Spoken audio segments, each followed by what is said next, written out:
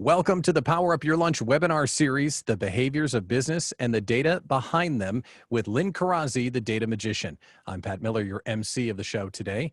During the show, we encourage you to ask questions by placing them into the chat, because trust me, Lynn is going to drop some genius all over this Zoom call. So if there's a question about something that he said, put it down in the chat, and my job is to get your questions into the conversation. And because this is a lunch break call, we will definitely get you back to your day within an hour with a few new things to think about to help you improve your business.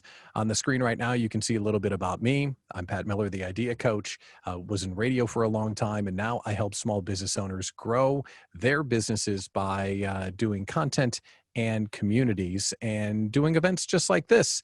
And let's introduce the star of the show, Lynn Corazzi, the Data Magician. Excited to hear you speak today, Lynn. How are you? I'm doing well today, thanks. Really great to be here. Excited about what we have to offer folks today. And as Pat mentioned, my name is Lynn Corazzi. I am the Data Magician from Data to Profit Consulting. I work with business owners who are not satisfied with how much they know about their customers, their sales, their costs, and their profits.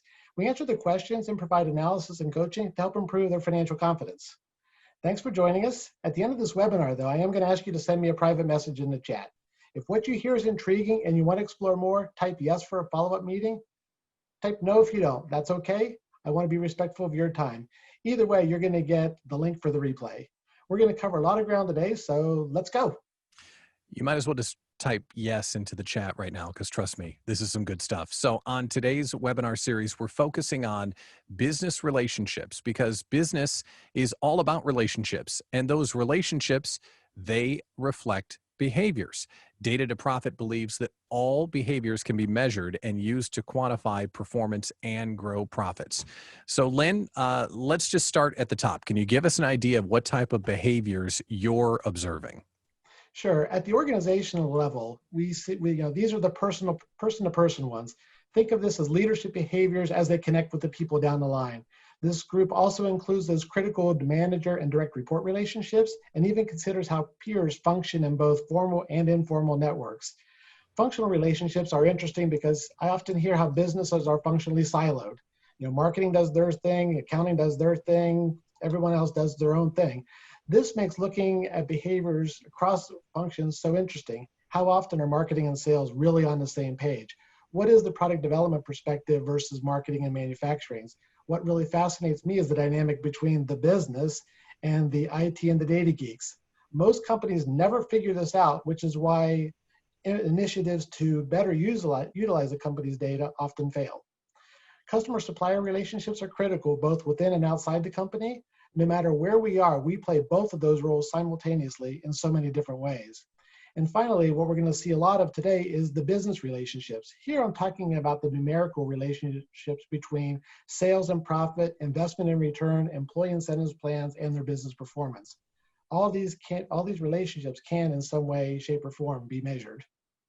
And that's what makes what Lynn does unique. How does data drive behaviors, which drives relationships? Basically, the why behind things are happening. So today's presentation is the second in a series of webinars, the Power Up Your Lunch webinar series going into 2021. And on the screen right now, you can see the upcoming events. So today we're doing planning with the invisible forces of growth. In November, get the truth about your sales. That will be good. In December, let's bring home more money, gross margin magic. And in January, IT investment, where is the ROI? So Lynn, let's dive into today's topic, the invisible forces of growth. What are they? And if they're invisible, how can you see them? Yeah, it's a great question, Pat. And when we think about things we can't see, all these invisible things, we often go to the physical, like air, gravity, and heat. We all know they're there, but we can never ever see them. In our lives, though, it's what we cannot see that will always have the biggest impact on us. It's love, hope, imagination, confidence, fear, and anxiety. These invisible feelings and mindsets can either hold us back or confirm that we can do so much more than we thought possible. Jonathan Swift once famously said, "Vision is the art of seeing what is invisible to others." Visionaries like Henry Ford and Stephen Jobs saw things that others didn't, and then changed the lives of millions of people. So you made this connection between personal and business, but there are other invisible forces that can impact our ability to accomplish our goals. What are they? Yeah, that's right. In the business world, they are decisions, knowledge, efficiency, opportunities, training, value. Until you until you really begin to see how these invisible things affect you and your organization, they may actually impede your ability to achieve the goals that you've set. How is your employee engagement? How do you make big and little decisions? How do you communicate with people so that they can clearly see the direction that you're headed? Today, we are looking for ways to turn some of these invisible forces into business plans and ultimately profits. So, from a data analyst point of view, we've kind of drifted into this ethereal, invisible land, which is kind of intriguing because you've got a very clear point of view on how this affects goals and planning. So, how does this relate to the goals and planning process? Yeah, according to Webster, a plan is a detailed proposal for doing something or achieving something. You go out on the internet, you can find hundreds of ideas on how to develop a strategic plan, your SMART goals, create value, and whatever else you can think to do. You'll see lots of templates from the quick and easy to the very complex for organizing your plan and processes to put it all together. I even found one, you'll love this, that describes strategic planning as developing strategic differentiation, organizational engagement, and organizational transformation. While those are great things to think about, I don't expect that they're going to connect with a lot of small business owners. Yeah, that's a lot of syllables. That's way too much thinking. So, how do leaders start the planning process? And when do the invisible forces come in because they drive the results? Yeah, great question, Pat.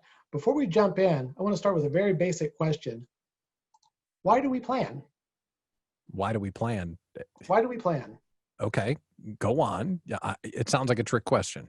Well, come on, let's not make this too complicated. Why do businesses develop a plan? What do most owners, leaders, employees, banks, and shareholders all want? Well, we want, well, it's not to be the same status quo, shrinkage. That's not what we plan for. We got to grow, right? Exactly. Successful business people want to grow. Of course, there's other benefits to planning. They relate to goal setting, developing our go-to-market strategies, alignment of resources, and at the end of the day, communicating to employees and other business partners. Now that we're grounded on why we plan, let's start planning with the invisible forces of growth. Okay, I'm with you. So let's go. How do we make these things come to life? Yeah, before we go forward, we got to take one more tiny step back. Okay. Last month, we dedicated a full webinar to the, oh, wait a minute. Last month, we dedicated a full webinar to completing SWOTs. And really what a SWOT does, it's typically done early in the planning process because they set the stage for an assessment of what's going on. Inside the company, these are strengths and the weaknesses. Outside of the company, it's the more opportunities and threats within the marketplace. Before we go any further, I'd love to share the formula for growth. At Data to Profit, we believe that growth is a strategy of growth is a function of strategy, capability, and culture. Now, most people are familiar with these, and lots has been written about them all. But most of the things that you see printed only talk about one or two of them at a time.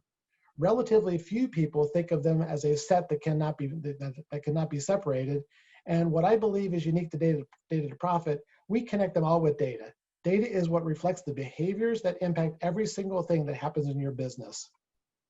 So in the course of the next few minutes, we're going to reveal how you can find the invisible forces of growth in any completed SWOT with data analysis. We'll cover why strategy, capability, and culture has been identified as the three most critical invisible forces of growth and measurable with your existing data. And finally, we'll show you how to communicate growth strategies for your teams in one simple slide by scaling up and down the pyramid of invisible forces. Ready? Let's begin.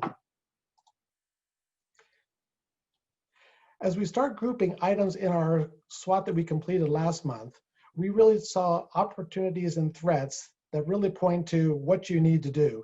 These are your strategies. In this case, we're going to be talking about leveraging the base of believers, or people who really love what we do. We're going to grow the believer base in the Northeast. We're going to fix our supply problem with product C and tackle the competitive pricing advantages that's currently a threat to our existing business. Without the data in each of these items, you're really left without any context for how important that they are. So the benefit of the SWOT with data analysis is that you're quantifying all these things that people were talking about. Make sense? Yeah, absolutely. Keep going, man. Strategy plus capability plus culture. You're onto Right. something unique. Keep going. Yeah, so the next we see items that we talk about how we run our business. These are the capabilities that we need to deploy or perhaps even develop. It's process training, or planned efficiencies, working on new IT processes, fixing the high ratio of fixed to variable expenses that we identified. Clicking again, we see the things about our team, which is our culture, the strength in our customer service department. We have a change management process that seems to work. People want to come to work, but there are warning signs about engagement if work from home continues. And finally, there seems to be a really major disconnect between the way we reward people and how we plan to achieve our objectives. Again, we see how data in these sections also add relevance to an otherwise subjective statement. Last month, we talked about SWOTs, and it was very enlightening. And now we're talking about SWOTs again, using the three invisible forces. I've never heard of a SWOT used in this way. Yeah, thanks, Pat. I mean, it's exciting to show people how a tool that's been around for a long time can be updated and used in a completely new way. Now we're ready to show how the invisible forces of growth are linked and what happens when one of them is taken out of the mix. The three circles represent the three forces: strategy, capability, and culture. Where all three intersect, you get growth. This is where your organization is performing and the benefit of each of the strategies or each of the forces is compounded. Growth is going to really take off when you have all these things working together. Where strategy and capability intersect without culture, the organization suffers from a lack of alignment. Norms, rewards, and other aspects of the culture are disconnected, so performance suffers. Where strategy and culture meet, but without the capability, execution fails. We know what we do, we know what we want to, and we know we want to do it, we just can't. Because right now we just don't have the capability to execute. And then finally, where capability and culture are linked, without a supported strategy, there's a lack of prioritization, and the organization careens from one approach to another. How many of us have worked for companies where we see the flavor of the day? There's always a new strategy, there's always a new program, and it's because we've not really done a good not done a good job of making everything work together. That's what happens when you bring culture, strategy, and capability together. We've been in situations where there's no alignment or there's no execution or there's no focus, but I've never seen it broken down in this way. And there's a lot of businesses out there operating, but they're not thinking about this stuff. So how are they successful?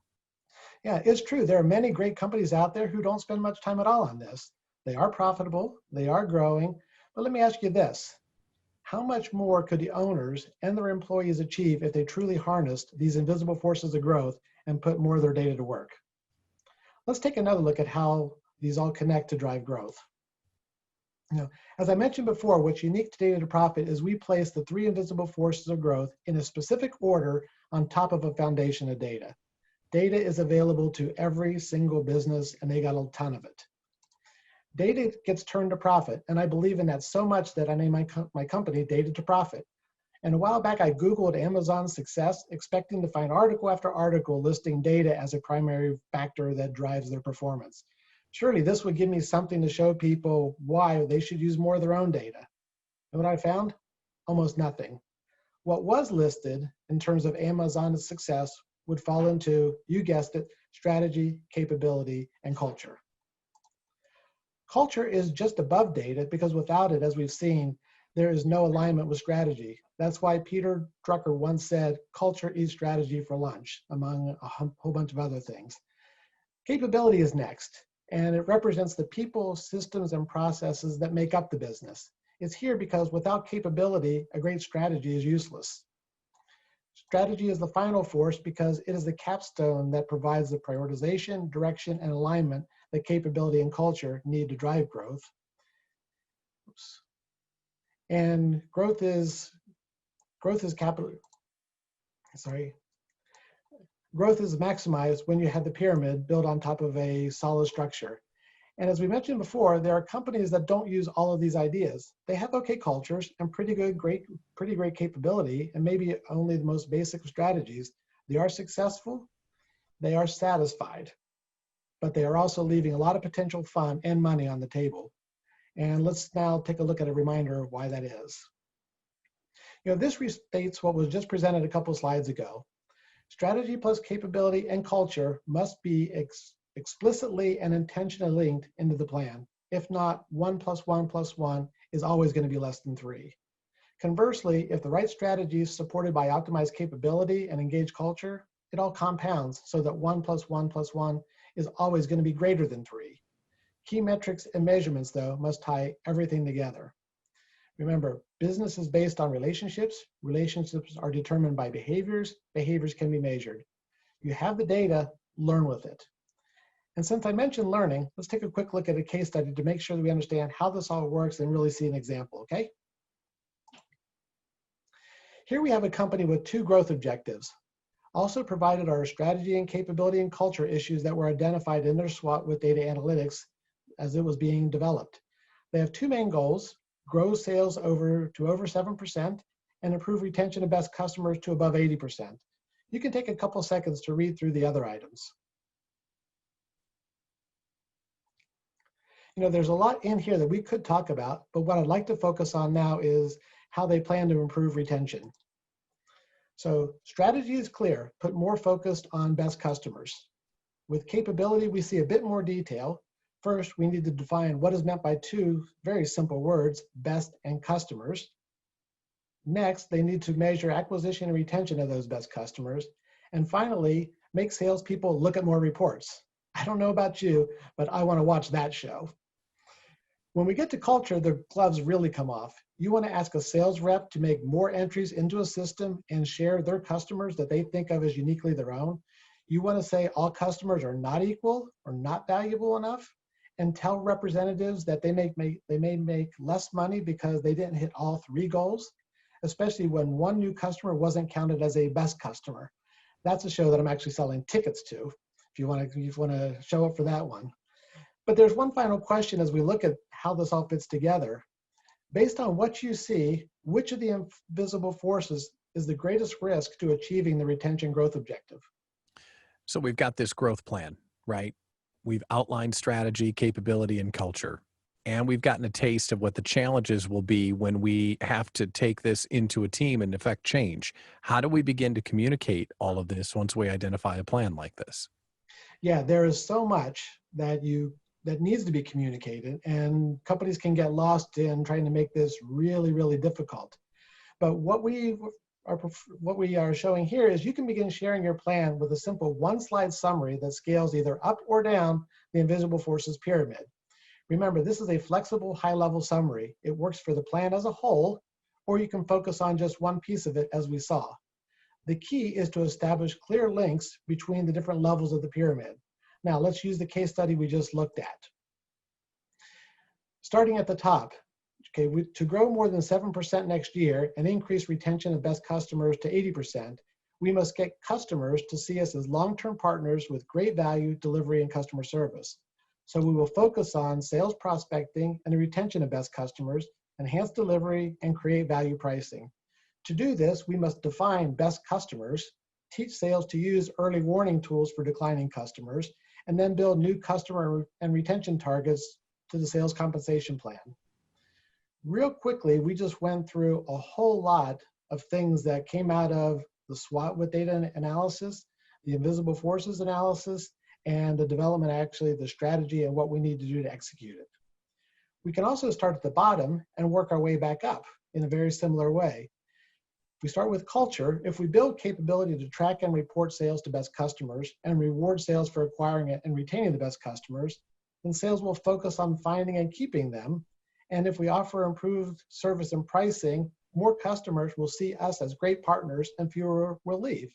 If we do this, we can increase sales by more than 7% and improve retention to 80%.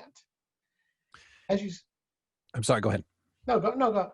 I was just going to ask a question about this. Yeah. So this is really illustrating how things move up and down the pyramid, and the invisible forces all work together. If you're curious about your strategy, look to capability. If you're curious about capability, look to culture, and vice versa. So this is really showing the relationship of strategy, capability, and culture, and how one feeds the next, right? You can go down or you can go up, but the pyramid itself is a living, breathing thing. Absolutely. And again, you can see in a very relatively short time, we've done a lot of communication. And once you review the high-level goals and the key elements of strategy, capability, and culture, you're able to then go into a lot more detail as you need to. When done well, everyone in the organization will see how their roles connect to the overall company's success. And that is the ultimate expression of a culture, when someone can say, here's our highest level goal, and how anybody in that company can say, my job is to do this. That's really, really powerful stuff. So when we're talking about increasing growth, how does a business get their arms around this for the forecasting tasks that are coming up for next year? Yeah, that's a great question. It takes us into our next topics, applying sales magic. Okay, wait, hold on. What? Magic with a K? What's going With on a there? K. Is that Yeah. right? Is that how it's supposed to be spelled? Yeah, most people spell it Magic. We spell it Majik because it's Okay. it's dated profit magic. We can spell it Oh, any which way we want to. all right. Well, show us how. This is cool. Okay, but what we really want to talk about is growth. When you look at a company's strategies, you see lots of variations. Companies can grow by expanding into new geographies, taking on another product line, exports, buying a competitor, prospecting for new customers. You could probably think of other strategies. But when it comes down to it, there are really only four ways.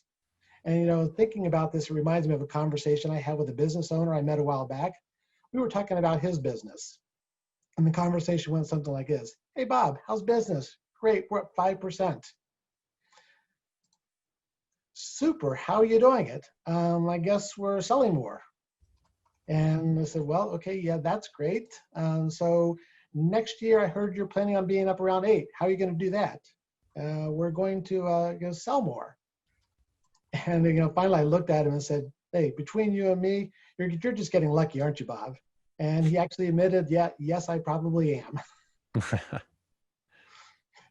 Because you're so busy running your business, things are happening, and again, your things are coming in, your business is growing, but you really don't understand why. And I was on a webinar actually yesterday. We were talking about mergers and acquisitions, and someone mentioned that so many of these businesses are out there, they're successful, they're up for sale, but when they go back and say what was their unique thing that they did, very few of them can actually point to a strategy that was specifically stated. So how do they put their forecast together for next year? This is where you're going to take a look at what is typically done. Forecasting gets done, if it's done at all. It depends on the needs of the business, the skill sets the business has, especially within the finance and accounting organization. And here are a few different approaches that I've seen used. They start simple and get progressively more complex. So the first one, leadership. Leadership just decides, what, 7 is what we need. And so we're going to allocate that down. And all the planning is going to be built around to get to a mathematical 7% growth. Or we can say we're going to do that by product group or sales geography or some other way to say each one of them has to grow a certain percent. You roll that all up and it comes back to an overall company growth plan. Or there's a variation where we say, our base business, we need to grow 5% or 3%, and pricing, we're going to go up another 2.5% for that. And then you can get into some really phenomenal complex modeling based on how strategies evolve. We, however, believe that there's a better approach, and we refer to it as sales magic. Aha. Yeah. Sales magic is a way of looking at growth that matches your plan development with the way your sales team actually grows sales and the way marketing influences customer behavior. I mentioned before how often are marketing and sales really on the same page. And magic really begins with a street or market orientation. That's the M. It's how we can drive growth by fitting the goals to the actual activities that people do and the behaviors that they exhibit. And in this model, following the market orientation, there are 4 ways to grow. We can add more products to the existing customers. Say you're a business that offers 15 different products and services. How many of your customers are buying 2, 3, 4, or all 15? How do marketing and sales really work together to increase the categories that are sold into existing customers? What has to be done, and what's the incentive to do it? The second way, the G, is to gain new customers. Customers are continually in new customer acquisition mode. It's the hardest thing to do. But what is the best customer profile that your sales team is prospecting with? How much time do they spend with prospects who don't even fit the best profile? So those are the people that you want to get. How are you going off and acquiring them? How much time are you spending? How many resources? How are you incenting people to do that? The third way is to increase sales with customers you already have. What can you do to help customers buy more of what they're currently buying? You can offer them deals, you can offer them discounts, or get creative. How can you help them grow their business? And the fourth way is the keep. This is where, the C turned into the K. Keep the customers you have. We've all heard that it's easier to retain a customer than it is to go get a new one. Every business loses customer. What are you going to do to keep the ones that matter most? How do you group them into the best customers, the good customers, or even my favorite categories, customers we should probably fire right now? Because they are customers, they're not really adding a whole lot of value to us. So looking at all this and saying it another way, sales magic is really about behavior. It absolutely is. And in fact, when you go out for dinner, Pat, what determined the size of your check? Oh, well, how hungry I am, right? Did I get an appetizer, that sort of thing? Yeah, that sort of thing. Did you go by yourself? Did you go with a group of people? Were you in the mood to have that drink or two beforehand? As you mentioned, the appetizers. So you see, those are all your behaviors, but don't forget about the behaviors of your sales representatives or your friendly server. Are they fun? Are they helpful? Do they suggest the higher price specials? Did they pre-sell your dessert? I don't know how many desserts I bought because someone said, you have to try this chocolate torte. If you're too full, we'll put it in a box and take it home with you. But what did she do? She drove up the prices of what we're willing to spend. She drove up her own tips. So there was incentive and reward for her to do this. And so really, when you think of sales, it's all based around your sales is your sales rep behavior, your customer behavior. So let's look at some of the other things that Sales Magic can tell you about how you're working with your customers. As we go along, you also see how we can measure what you're doing. Customer purchases reflect your value. You can focus on business strategy on the market. We've already talked about that a little bit. We've already talked about the alignment of sales and marketing and how you can measure their contributions to strategy. You can actually take a really good look as to how sales effort is being allocated. How much of the calls are between hunting versus nurturing? Who are we actually spending our customers with? Are we spending them with, in fact, our best customers? And finally, it supports a fact-based forecast model. So there's a lot of reasons why you want to adopt this sales magic concept, because it really does reflect the market reality, the on-the-street physicality of your business. Why don't we take a look now and see what this could actually look like? So to build a forecast that aligns with your sales growth plans, you need to know where you are now. Let's see what we know about our business. In this example, last year sales totaled $5 million. We had an average of 250 customers who each bought an average of $20,000 worth of product. We expect 4 out of 5 of these customers will buy again next year. One way to forecast is to start at that very high level and project that we're going to be up 5% to just over $5.2 million in sales. At an average of $20,000 each, this means we need about 13 net new customers. But because we lost 50 from our retention problem, 20% of the 250, sales is going to have to plan to acquire a total of 63 customers. The 13 that are growth replace the 50 that we lost. And we all know the cliche that it's easier to keep a customer than to find a new one.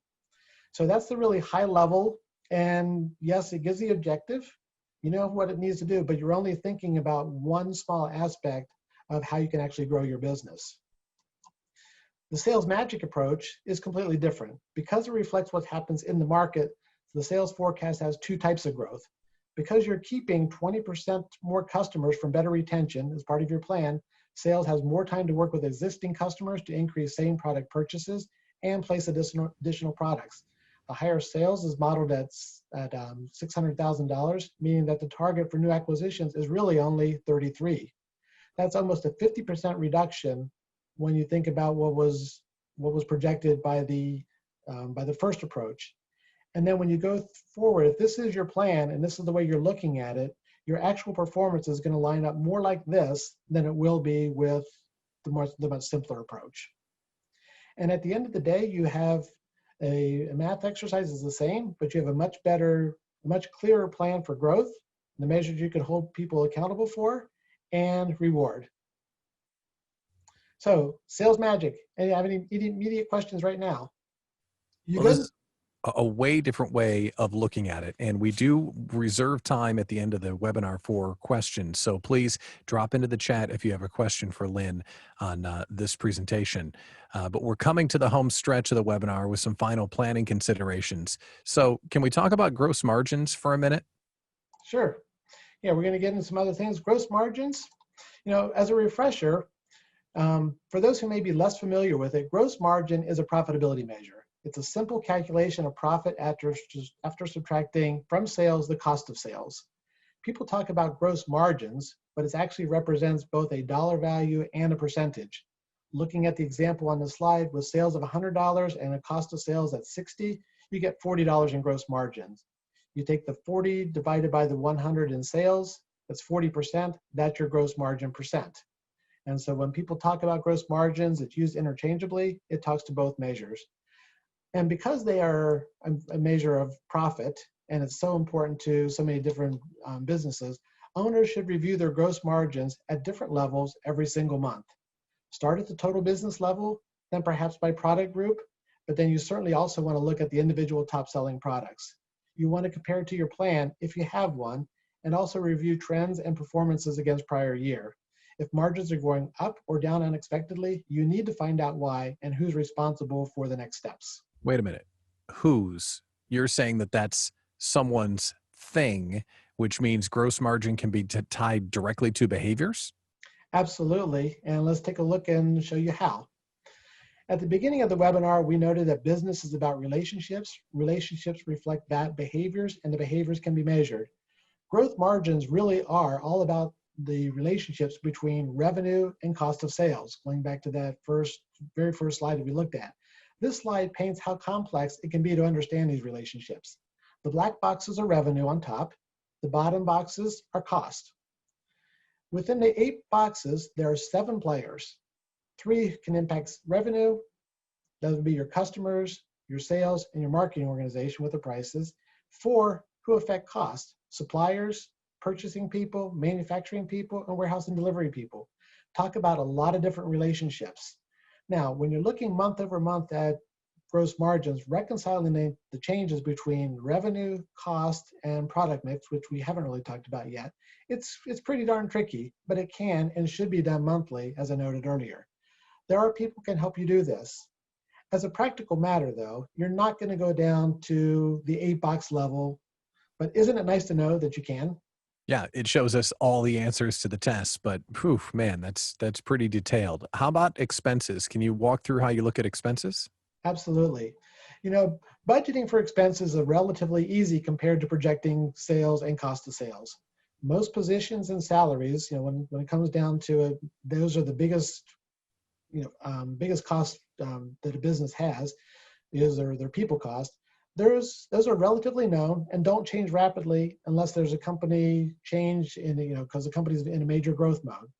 Building expenses and IT systems are steady unless there's a big change underway, and if there is, that's probably already known and you can easily cost that out. The major unknowns are going to be research, product development, and marketing. And there's really 2 broad approaches to planning. It's either by type of spend or by department. To see the differences between the 2, under type of spend, wages is going to include everyone in the company. What you see under marketing is only going to be the programs for research, advertising, media, all that type of stuff. There's not going to be any people there. In this view, unfortunately, you can't see the total marketing department budget. Flip to the other side, under the department approach, people are included in their departments. So while you see all the department budgets individually, you can't see total people. But what's kind of cool is if you have a good system, you can easily switch back and forth between these 2 approaches. And that's typically what you're going to do over and over again. And so there's really not a whole lot unique here about the approach, but our advice for this year is to look at each department and account combination and classify them as variable, semi-variable, or fixed. With all the weirdness that's happened this year, you really need to be able to understand what levers you might have in the future. Variable and semi-variable expenses reflect totally discretionary spending, or they move with sales. They're the levers that you can pull if it looks like your profit is not going to meet expectations. It's a good exercise to do anyhow. This brings us to the last topic for our 2021 planning, scenarios. As we all know about 2021 is that it's going to be very different from a very different 2020. The big unknown is how long the COVID impact is going to last. Most of the time businesses do one plan that becomes the plan, and it's used for monthly analysis and performance management. Because of COVID, we suggest doing a base budget that reflects the best insight of your company, then do 2 scenarios where sales come in 10 to 15% higher and 10 to 15, 20% lower. The variable, semi-variable, and fixed classifications you built into your budget model will also come in handy as you forecast the profit impact from the other 2 scenarios. It's a great time to be in charge of the company's finances, isn't it? And I think somewhere along the way, we lost our host, Pat. But that really does wrap up what we wanted to cover today. Yeah, I thought it was a great review, Lynn. 45 minutes flew by. You still have me here? Yep. Okay, excellent. So we talked about our SWOT review and how to have a SWOT with data analysis and how much different that experience is. You illustrated the invisible forces of growth, which I think is just a total breakthrough. Strategy, capability, and culture and how they connect. The invisible forces pyramid, which shows how the behaviors work together and how the answer to whatever you're struggling with is above or below whatever level that you're on. How everything is about behaviors and how it can be measured. Your breakthrough of sales magic, gross margin, scenario planning. It's really it's amazing what you've done here, and it can really help someone look at their planning and their business in a different way. All of this seems to make sense. Is this like how you think and look at business, but now it's being expressed to the rest of us so we can kind of come into your world and understand what the data magician's up to? Yeah, this is really the culmination of the experience I gained working for Procter & Gamble, moving out of the finance and accounting world into a sales operations world where I really worked with salespeople, with marketing, and with customers to really understand what are all the motivations. Coming out of the one point, we had a little Myers-Briggs that I can walk into any kind of restaurant, ask them 12 questions and have a pretty good idea about what that business thinks about themselves and give you an idea of what types of products that they're buying. And then when I've been out talking to people as myself as data to profit consulting, these are exactly the types of issues that I'm trying to get people to think about. Well, what we're doing now is educating, but what you have the opportunity to do is have the data magician do it for you and your company. So how are you interacting with folks if they want to have a follow-up call or get some answers about their company? Yeah, absolutely. If people want to reach out directly, my number is 262-235-5171. And again, if you're on the webinar watching it live here, drop me a message in the chat. If you want a follow-up call, type yes. If you'd rather not at this point in time, say no. If you're undecided, I'm going to take no because I'm going to respect your time. And we'll post the contact information, additional contact information in just a second. And in that follow-up call, what might happen in that call? What can we expect if we reach out and ask you to help us a little bit? Yeah, the first thing I'm going to do is try to get a sense of what is going on in your business. Because I don't have the immediate answers because we've not yet defined the challenge that you face. So we're going to talk a little bit about where you're at, what are the struggles that you're dealing with, because some of them, things that I might look at, might be only symptoms to a different one. And so we're going to go through that and then try to really sit down and figure out how might I best be able to help you or recommend to somebody else how they might be able to help you. And then we'll really get started into what questions do you want to answer? And we'll take that first small step of trying to get started. Because this isn't about trying to solve world hunger on a discovery call or even project number one. Because when you really start looking at this, it's building a process and capability that develops over time. Take advantage of that opportunity. If you're interested, drop into the chat and let us know with the word yes, and we will do all of the hard work to get you connected with Lynn. If you're enjoying the webinar series, however, join us again for the next one, which is coming up in November. Get the truth about your sales. Now, can you give us a high-level overview about what you're going to cover in that event? Yeah, when you talk about sales, there are so many different things that interact with that. And we scratched the surface a little bit today with the behaviors of customers and sales reps, but we're going to go and try to figure out what they're telling you or not. And we're really going to get a little step deeper into how you plan and how do you report and the performance management. And we'll also look and see how, if you find the right data points and the right measurements and you link them into strategy, you get the reporting processes in place so everybody can execute successfully against a strategy, and you change your incentive programs based on those exact same capabilities and those exact same measures. It's amazing what happens. But that doesn't really happen automatically. It takes some real thought to put that all together, because you are making serious changes to strategy, to capability, and culture. None of that happens truly, really, really quickly. Don't miss that webinar, November 11th. Put it in the calendar now, or you're going to forget. 11:30 is the time, November 11th. It's the next Behaviors of Business, the truth about your sales. Lynn Corazzi, the data magician from Data to Profit. Thanks for the time today. We appreciate it. I'm Pat Miller, the Idea Coach. It's been a pleasure to see you, and we'll see you next time on November 11th. Have a great day. All right. Thanks so much, Pat. Really appreciate your support through all this. Thanks for everybody for investing an hour of your time with us. And as Pat said, we'll see you next month. Thanks.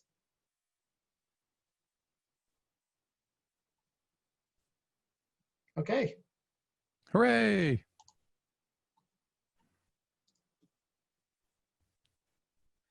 So there were a couple of times where things could have been a little crisper, but overall, I said what needed to be said. It is me. This is what you get.